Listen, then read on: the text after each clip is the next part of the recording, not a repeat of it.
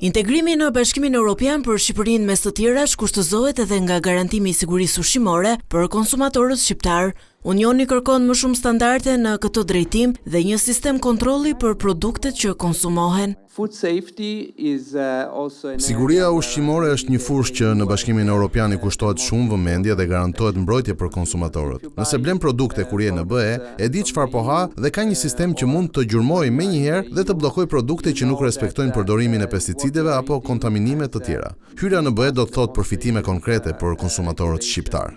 Qeveria shqiptare garanton se po punon që konsumatorët të jenë më të sigurt, por shton se ky është një proces i shtrirë në kohë dhe nuk ndodh vetëm në datën e integrimit. Me draftin e fundit të ligjit që ne kemi dorëzuar pranë shërbimeve të komisionit, kemi bërë ose kemi tentuar të bëjmë një parafrim të plot të gjithë rregulloreve dhe direktivave të Bashkimit Evropian sa i përket mbrojtjes konsumatorit, që me aprovimin pastaj nga ana e Komisionit Evropian do të transpozohet dhe në legjislacionin shqiptar, duke bërë të mundur që konsumatori shqiptar të gëzojë të njëjtën mbrojtje me konsumatorin evropian.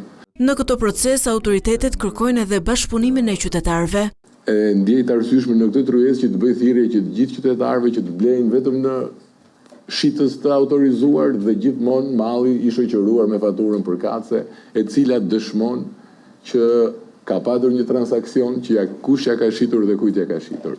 Për konsumatorët bëhet thirrje që të denoncojnë çdo rast abuziv, duke rritur kështu kontrollet nga autoritetet dhe duke garantuar më shumë siguri ushqimore.